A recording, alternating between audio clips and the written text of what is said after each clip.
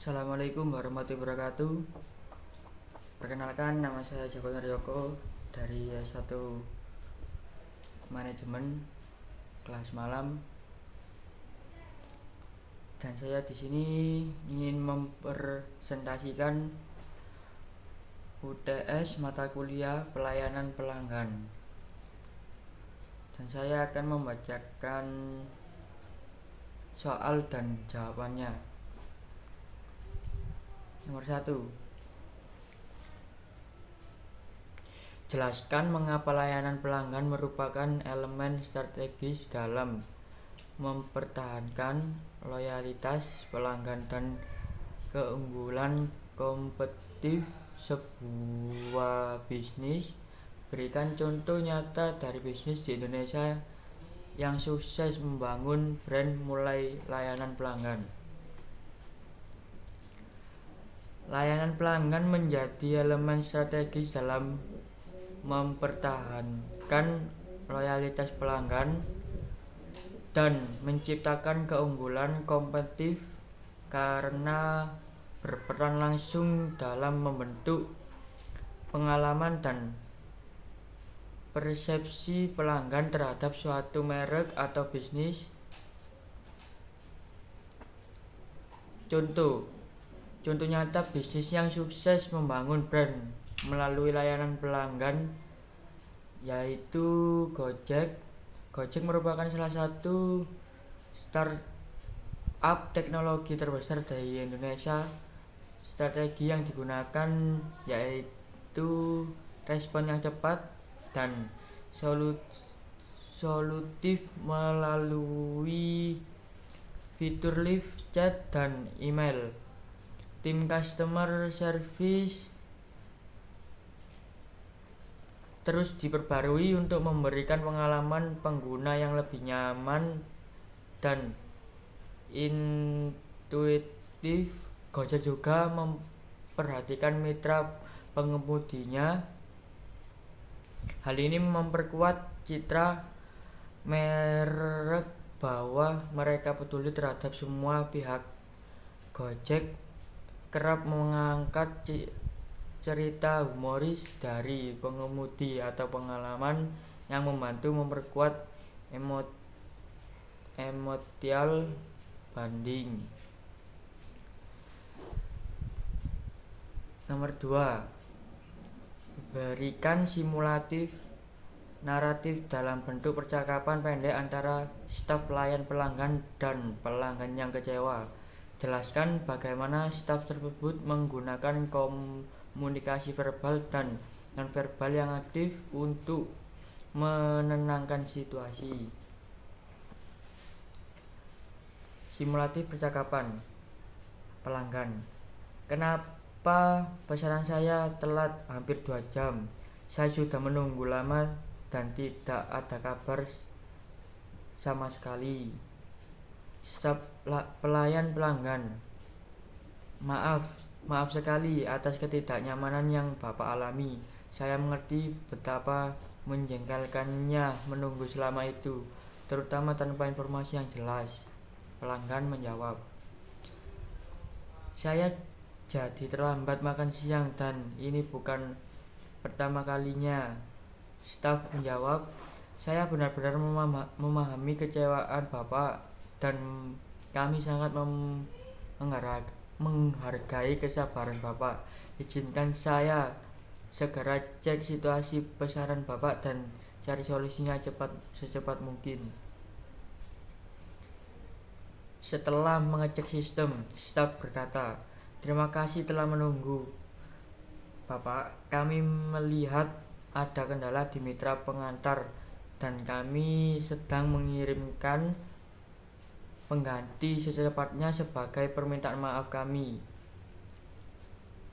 Kami akan memberikan voucher diskon untuk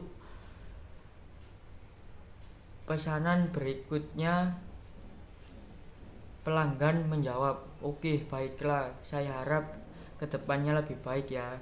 Staf menjawab, tentu Bapak, kami sangat menghargai masukan Anda dan akan pastikan pengalaman selanjutnya jauh lebih baik. Terima kasih atas pengertiannya. Ini penjelasan untuk yang verbal, mengakui emosi pelanggan, menunjukkan empati, memberikan solusi konslet. Yang non verbal, kontak mata, nada suara tenang dan bersahabat, bahasa tubuh terbuka dan tidak defensif. Nomor 3, dari seluruh materi 7 materi yang telah Anda pelajari, apa keterampilan layanan pelanggan yang menurut Anda paling penting untuk dikuasai di dunia kerja? Jelaskan alasan Anda secara efektif dan berikan contoh penerapan dalam konteks bisnis digital saat ini. Menurut saya, materi ketiga tentang keterampilan penyelesaian masalah, problem solving, sangat penting dalam layanan pelanggan, terutama di dunia bisnis digital saat ini. Di tengah pesatnya perkembangan teknologi dan tingginya investasi pelanggan, masalah bisa terjadi kapan saja, mulai dari error sistem, keterlambatan pengiriman, hingga transaksi yang gagal. Kemampuan menyelesaikan masalah menunjukkan ketanggapan, profesionalisme, dan kepedulian perusahaan tentang kepuasan pelanggan. Ini bukan hanya tentang menjawab keluhan, tapi menganalisis akar masalah dan memberikan solusi yang relevan dan cepat. Contoh, dalam bisnis digital, pada platform digital seperti Traveloka, seorang pelanggan mengeluh karena tiket pesawat tiba-tiba dibatalkan dan maskapai tanpa memberitahu. Staf layanan pelanggan yang baik tidak hanya berkata, "Silakan hubungi maskapai," tapi mengecek sistem dan mengonfirmasi pembatalan pembelian dana, menginformasikan proses dan dengan jelas dan empatik. Dengan pendekatan ini, pelanggan tidak hanya mendapatkan solusi, tetapi juga merasa perjuangan ini memperkuat kepercayaan dan loyalitas terhadap platform. Nomor 4, jelaskan bagaimana kegagalan dalam menyelaraskan komunikasi verbal dan nonverbal dapat menimbulkan kesalahpahaman dalam pelayanan pelanggan. Berikan suatu contoh konteks dan analisis mengapa hal tersebut terjadi serta bagaimana perbaikannya. Terjadinya ketidakselarasan antara komunikasi verbal dan nonverbal maka dapat menimbulkan kesalahpahaman, bahkan konflik, karena pelanggan bisa menangkap pesan yang berbeda dari maksud sebenarnya. Contoh, seorang pelanggan datang ke gerai operator seluler untuk mengeluhkan bahwa kuotanya cepat habis, padahal tidak merasa menggunakan kuota terlalu banyak. Staf pelayan pelanggan mengatakan dengan suara datar dan ekspresi yang tidak ramah, "Ya, itu tergantung pemakaian sih, Pak. Mungkin banyak aplikasi yang jalan di latar belakang." Secara verbal, jawaban ini terdengar logis, namun secara nonverbal, nada bicara yang datar, raut wajah yang cuek, dan postur tubuh yang menutup, menyilangkan tangan atau tidak menatap pelanggan, membuat pelanggan merasa disepelekan atau tidak dipedulikan. Hal ini terjadi karena tidak ada empati dan ekspresi dan nada suara. Bahasa tubuh tutup membuat staf terlihat tidak tertarik membantu. Nada datar dan monoton menunjukkan kurangnya niat untuk menjelaskan secara ramah. Pelanggan merasa tidak dihargai secara emosional, meskipun informasi yang diberikan benar. Untuk mengatasi hal tersebut, harus dilakukan penyelarasan verbal dan nonverbal. Ucapkan kalimat tersebut dengan nada hangat seperti saya paham Pak. Pasti menjengkelkan kalau kota cepat habis tanpa penjelasan jelas. Mari saya bantu cek ya, atau bisa dilakukan tatap pelanggan dengan kontak mata yang sopan. Gunakan bahasa tubuh terbuka seperti menganggukkan kecil saat pelanggan berbicara. Tersenyum ringan bila sesuai situasi, dan tunjukkan ekspresi wajah yang peduli. Nomor 5. Anda menghadapi pelanggan yang menunjukkan kombinasi perilaku decisif dan ekspresif. Bagaimana strategi layanan yang harus Anda gunakan untuk menghadapi pelanggan dengan tipe gabungan seperti ini?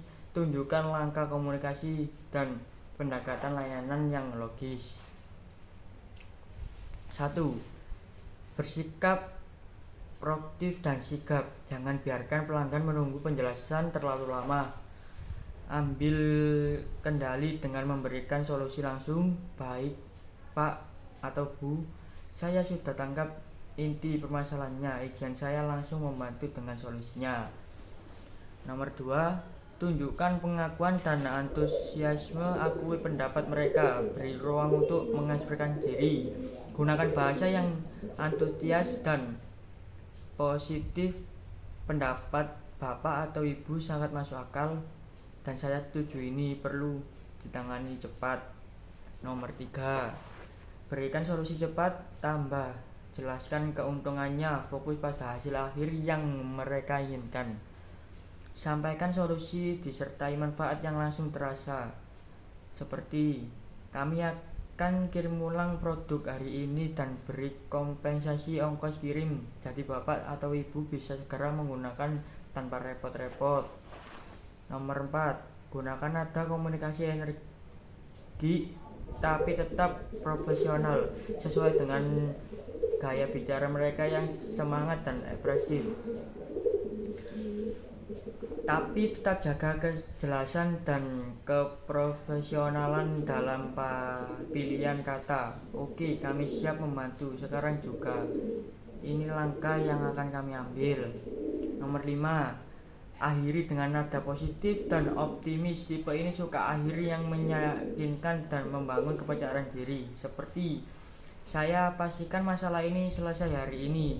Terima kasih atas energi positif dan masukan Ibu atau Bapak. Dan sepertinya itu saja yang saya presentasikan. Kurang lebihnya saya mohon minta maaf. Saya akhiri presentasi kali ini. Wassalamualaikum warahmatullahi wabarakatuh. Terima kasih.